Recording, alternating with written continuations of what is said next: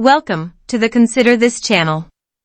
Consider This is a free to subscribe to channel where we look at the world's oldest questions, and by using all data to hand, we offer evidence to a realistic conclusion. Whether you use this channel to support your own studies or simply listen to it while hoovering, all are welcome. This is Chapter 5 of Evidence of Soul. If you have not yet watched Chapters 1, 2, 3, or 4, may I advise you do. Now, let's get into it. Evidence of Soul by Sharon Patrice. Chapter 5. Time to fess up. Another variety of proof of soul offered up by some is the absolute notion and belief of ghost. Take that to mean a visitation by the soul of a departed one, either known or unknown, and being able, on some occasions, to communicate with the souls of the departed. Some people even claim to be able to see the soul of the departed in ghostly spirit form. What's more, some people claim to see and hear. Of course, not all ghosts are nice. In fact, some can be quite noisy and aggressive, maybe even violent, we are informed. Some souls may come back for a reason, or perhaps they had never found their way home, and so linger between the realms of the living and the dead. While this may sound rather fanciful, we should always remember, when looking for the truth, to leave no stone unturned. Spiritualism. Background. The name spiritualism first appeared in the 1840s in an area of upstate New York, USA.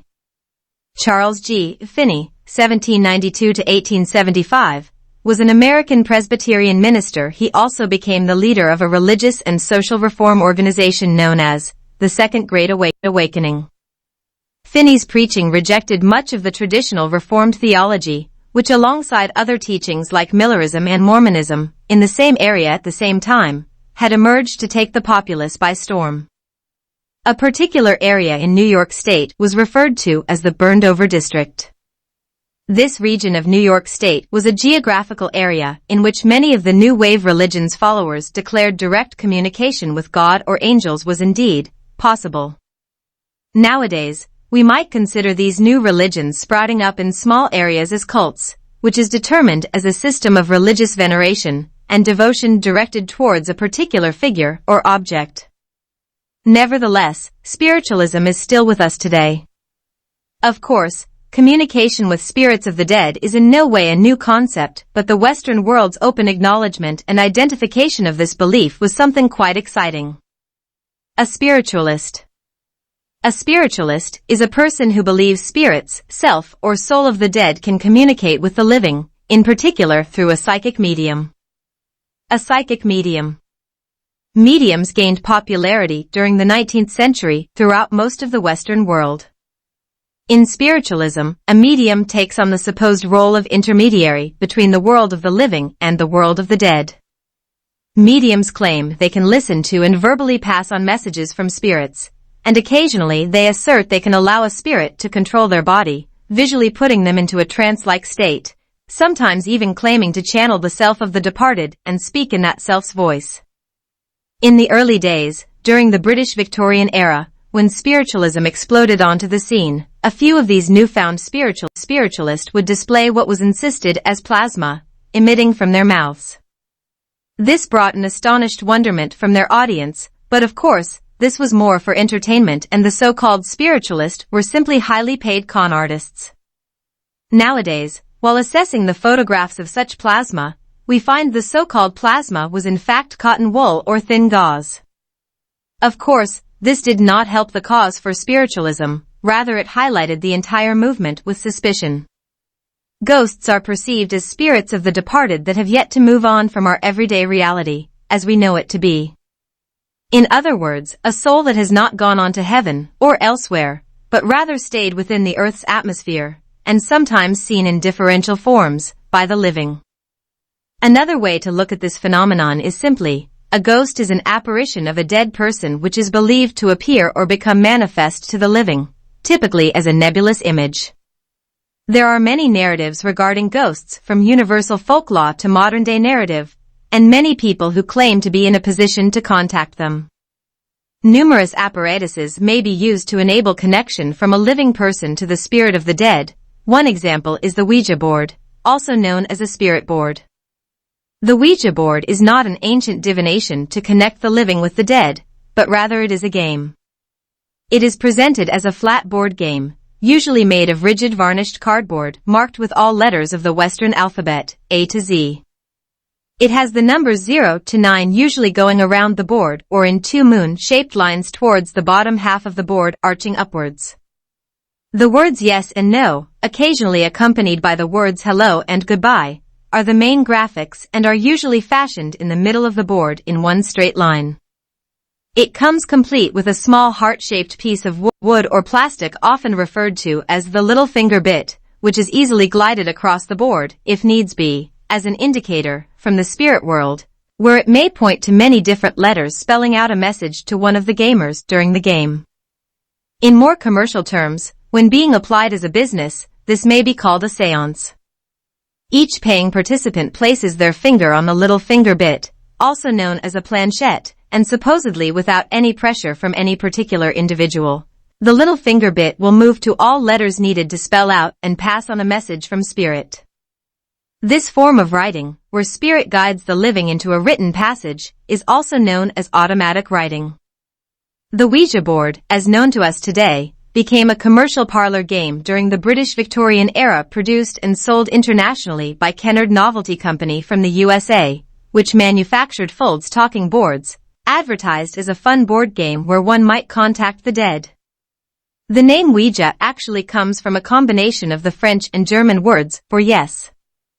One of the first mentions of automatic writing read that as supposed spiritually guided writing methods, used during the Ouija board experience, is found in China around 1,000 years ago in documents attributed to the Song dynasty, 960 to 1,279 years ago, where they mention a method known as Fuji planchette writing. The employment of planchette writing is seemingly assigned to an apparent means of sorcery and communion with the spirit world. While various scientific studies have been conducted in laboratories under strict conditions to recreate the effects of the Ouija board, they have shown, perhaps somewhat surprisingly, without doubt under laboratory conditions, some subjects were possibly moving the planchette involuntarily. This indeed is interesting, and something we should put aside into our box of possibilities. Time for me to fess up. As far as the weather was concerned, it was a typical late autumn morning in coastal Dorset. I had gone to work at a friend's corner shop in our small town. Nothing appeared extraordinary. In fact, it was just the same old for that time of year, when I received a telephone call. I answered the phone with my habitual address. "Morning, this is Jenkins, how may I help you?" The caller, a woman, asked, "Who am I speaking to?" I replied, "Sharon, what can I do for you?" She said, "Just needed to know I was talking to the right person." She continued, "You're expecting a delivery today, aren't you?" I said yes. It was Wednesday, and we always had a delivery of fresh sandwiches on Wednesdays. She went on to say, "The delivery driver can't make it today, he's had trouble with the van and he's waiting to be picked up. We'll let you know when he'll be with you, but it probably won't be for a few days." I thanked the caller and put the phone down. A little later an old boy walked into the shop and came straight to the counter. I recognized him as a local, that is to say, his face looked familiar. Within seconds of the old boy coming to the counter, the usual Wednesday delivery driver walked in. Surprised to say the least. I told him after the telephone call I wasn't expecting you. He asked, "What telephone call?" I went on to tell him about the lady I had spoken to on the phone, literally no less than 5 minutes ago. He said, "We don't have a woman in the office." "Did she give you her name?" I told him she had not. The delivery driver then went to the fridge at the back of the shop and marked down sandwiches that were near their sell-by date and put them into his basket to take back to his van. As he walked out of the shop, the old boy started to talk to me. He said, "It hasn't happened yet. Do you understand me? It has not happened yet." At this point I was thinking I just wanted to go home and take my dog out for a walk. I asked the old boy what he meant by "it hadn't happened yet." He said he had worked, voluntarily, for local boys, taking them for football lessons after school at the middle school. He said, it was so long ago. He continued to tell me he had thought, one time, he had seen a young boy hanging from an upper water pipe in the boys' changing rooms. He said he had dashed to where the boy was hanging, but the boy disappeared. I asked him if he had reported it. He said he had, and the head teacher said she would look into it. He continued to say he asked the head if she would please block off the pipes, but they did not, and he'd heard nothing from them after that. He repeated it was so long ago. By then, and I wasn't even nearing the end of my shift, I was feeling a little confused. I asked the old boy to excuse me and went outside to speak to the delivery driver who was in the back of his van sorting out which fresh sandwiches to take back to the shop. As I approached the van, the delivery driver told me he had called his office and said no one knows what you're talking about. I must have looked dumbfounded, and he commented on it obviously being a different delivery company. I assured him he was the only delivery scheduled for that day as we walked back into the shop. Oh, the old boy has gone, I said. What old boy? He replied. The old fellow I was just talking to when you walked in. I didn't see anyone other than you when I walked in, he said. Did you hear me talking to someone when you were at the fridge? I asked. Yes, he said, as he deposited the fresh sandwiches and started walking toward the door. Well, who did you think I was talking to? Yourself, he said, as he left the shop. I was getting a little angry by then and thought he may be playing a silly trick on me. A few moments later I wrote down the last phone number that had called the shop with the intentions of phoning back in order to find out which company had called, but before I could call them back the phone rang. It was Steve, the owner of the shop, who was working in another one of his shops a little further up the high street. He asked me if I was okay. I told him I had just had a really weird experience, and he told me he had the delivery driver with him, and the driver was concerned I may be unwell, maybe even hallucinating. He said he could get someone to take over my shift if I wanted to go home. I told him I was okay, just very shaken. I decided to put the craziness to the back of my mind until I got home, and put the phone number I had written down into my pocket. Having arrived home, I telephoned the number. It did not ring. Instead, there was an extraordinarily long, high-pitched screeching tone, and so I telephoned directory inquiries and asked what area code was associated with the number. The operator, on the end of the phone, explained it was a disused area code, no longer in use, but explained it was the old area code for Harris, in the Outer Hebrides. Harris is one of the largest inhabited islands of the Outer Hebrides, which is a chain of more than 100 islands located around 43 miles, that's 70 kilometers, west of mainland Scotland. So, who called me that Wednesday morning from an area code no longer in use? What's more important is how could they have called me from a number that has not been in use for many years? And why? For the life of me I could not remember who the old boy was, although I recalled his face. It was later that evening, when talking about him, that it suddenly hit me. The reason I thought I knew his face was because I had read his obituary in our local paper a few weeks previously. The only way I can describe my understanding of what happened that morning is that the spirit, ghost, or soul of the old boy came to me to deliver a message, and the message appeared to be it hasn't happened yet. I can't find any other explanation. As far as the telephone message is concerned, I have no idea how, but it doesn't seem to be a one-off. My research into the telephone message dilemma led to me to discover numerous narratives regarding spirits contacting the living via audio format, some of which were through the telephone.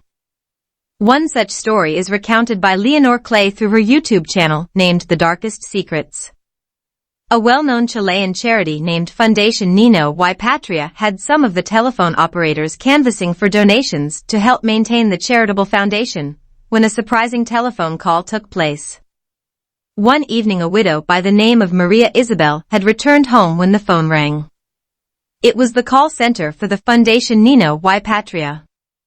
The operator told her she had spoken to her husband, Gonzalo, that morning, and he had told her to call back when his wife is at home after 6 p.m. Maria Isabel informed the operator it was impossible for you to have spoken to my husband this morning because he died 14 months ago. Here is the transcript of that conversation. Operator, hello, good evening. Maria Isabel, good evening. Operator, can I speak with Gonzalo's wife? Maria Isabel, yes.